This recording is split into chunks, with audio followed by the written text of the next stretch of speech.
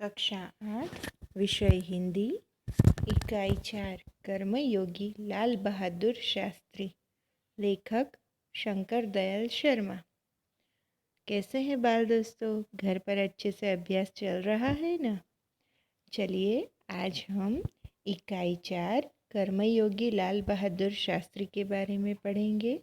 QR code scan करके आप ज़्यादा माहिती ले सकते हैं।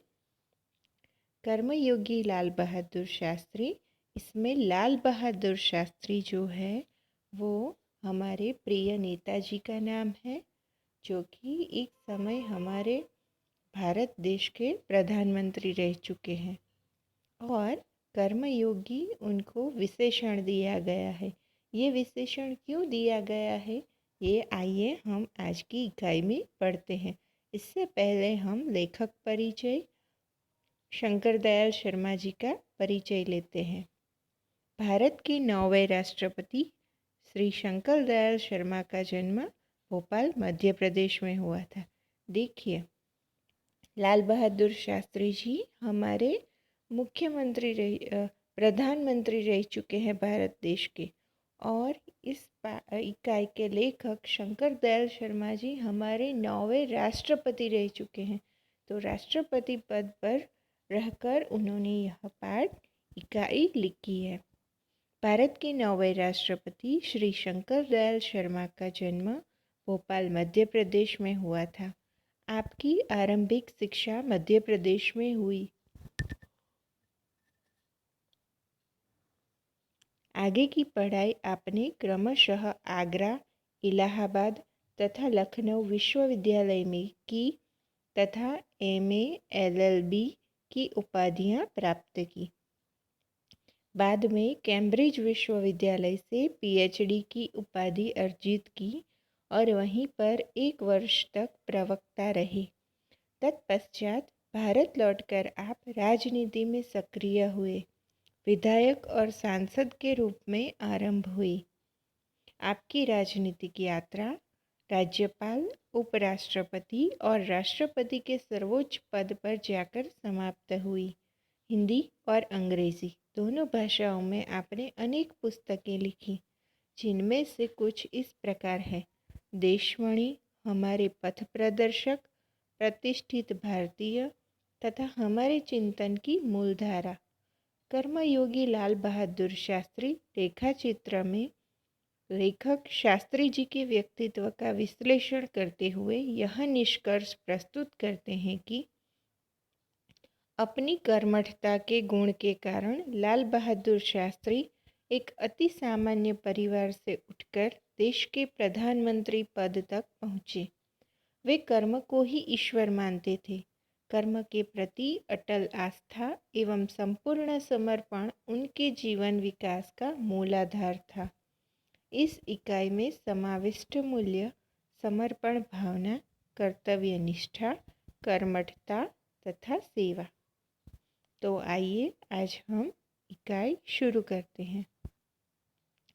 शास्त्री जी के नाम के साथ कर्मयोगी विशेषण जोड़ना बिल्कुल उपयुक्त है, क्योंकि मुझे तो उनका सारा जीवन ही कर्म से भरा हुआ मालूम पड़ता है।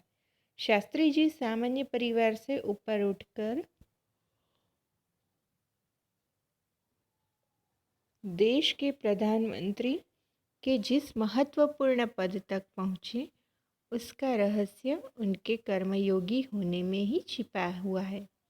वे उन लोगों में भी नहीं थे जो भाग्य पर भरोसा करके बैठे रहते हैं और अचानक कभी सफलता मिल जाती है, बल्कि वे उन लोगों में से थे जिनको अपनी हथेली की लकीरों के बजाय अपने चिंतन और कर्म की शक्ति पर अधिक भरोसा होता है और वे क्रमशः अपने जीवन का रास्ता बनाते हुए आगे बढ़ते हैं।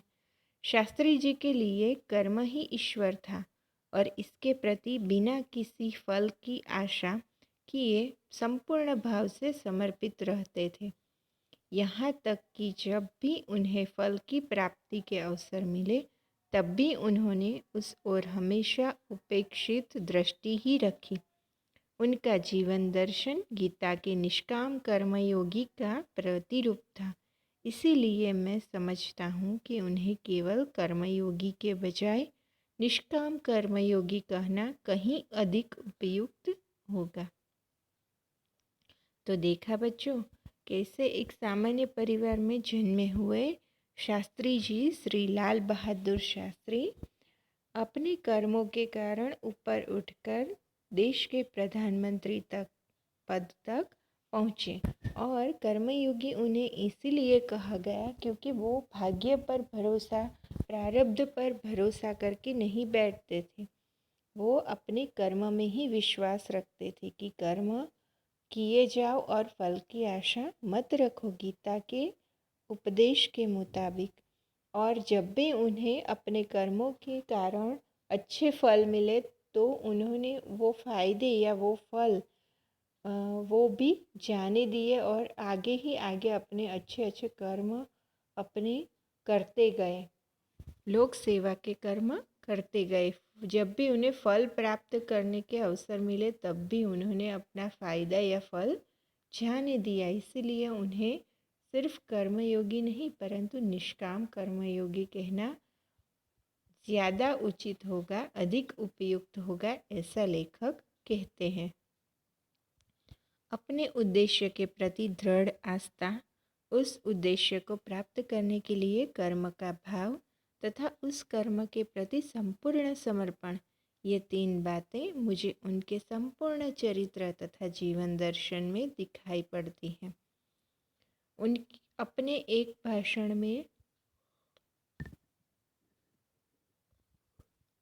उन्होंने इसी तरह के विचार व्यक्त करते हुए कहा था, यहाँ तक कि भले ही आप राजनीतिक क्षेत्र या सामाजिक क्षेत्र या किसी अन्य क्षेत्र में कार्य करते हैं, यदि आप उसमें सफल होना चाहते हैं, अपने दायित्वों का पूरी तरह से निर्वाह करना चाहते हैं, तो आपके कार्य और समर्पण तथा भक्ति और कर्म में समन्वय होना चाहिए।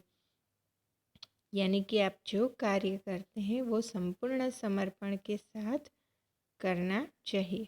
मैं शास्त्री जी की सफलता का रहस्य उनके इसी महत्वपूर्ण चिंतन में मानता हूँ।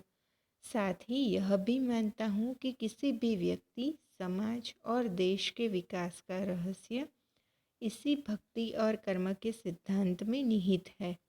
शास्त्री जी का संपूर्ण जीवन श्रम, सेवा, सादगी और समर्पण का अनुपम उदाहरण है। उनके ये गुण केवल उनके कार्यों और विचारों में ही अभिव्यक्त नहीं पाते थे, बल्कि उनको देखने से ही इन सभी भावों का एहसास हो जाता था। उनके अपने व्यक्तित्व में विचारों का अनोखा समन्वय था। वे जो कुछ कहते थे वही करते थे, जो कुछ भी करते थे वह एकमात्र राष्ट्र लाभ की भावना से प्रेरित होकर करते थे।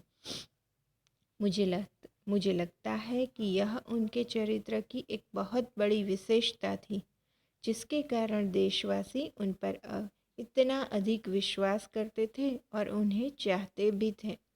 पंडित नेहरू की समृद्ध राजनीतिक विरासत को संभालना और उसे आगे ले जाने का काम कम कठिन नहीं था, लेकिन देश ने उस समय यह साफ साफ देखा कि उसे संभालने की ताकत शास्त्री जी में ही है। और शास्त्री जी ने अपने निर्मल चरित्र और दृढ़ संकल्प शक्ति द्वारा देश की इस आकांक्षा को पूरा किया। देखिए बच्चों, शास्त्री जी इतने पूरे देश की जिम्मेदारी निभाते थे, फिर भी उनके चेहरे पर छोटे बच्चों जैसी मुस्कान रहती थी। वो उनके निखालस स्वभाव और निर्मल व्यक्तित्व का प्रतीक है। शास्त्री जी की एक सबसे बड़ी विशेषता यह थी कि वे एक सामान्य परिवार में पैदा हुए थे। सामान्य परिवार में ही उनकी परवरिश हुई थी और जब वे देश के प्रधानमंत्री जैसे महत्वपूर्ण पद पर पहुँचे तब भी वह सामान्य ही बने रहे। विनम्रता, सादगी और सरलता उनके व्यक्तित्व में एक विशिष्ट प्रकार का आकर्षण पैदा करते थे। इस दृष्टि से शास्त्री जी का व्यक्तित्व बापू के अधिक करीब था और कहना न होगा कि बापू से प्रभावित होकर ही सन 1921 में उन्होंने अपनी पढ़ाई छोड़ी थी। शास्त्री जी पर भारतीय चिंतकों डॉक्टर भगवान दास तथा बापू का कुछ ऐसा प्रभाव रहा कि वह जीवन भर उन्हीं के आदर्शों पर चलते रहे तथा औरों को इसके लिए प्रेरित करते रहे। शास्त्री जी के संबंध में मुझे बाइबल की वह उक्ति बिल्कुल सही जान पड़ती ही कि विनम्र ही पृथ्वी के वारस होंगे। तो शास्त्री जी के विनम्रता, सरल स्वभाव और राष्ट्रहित, राष्ट्रभक्ति ने ही उन्हें देश के उच्च पद पर, प्रधानमंत्री पद पर पहुंचाया था। तो अगली जानकारी हम अगले वीडियो में देखेंगे। तब तक के लिए जय हिंद, जय भारत।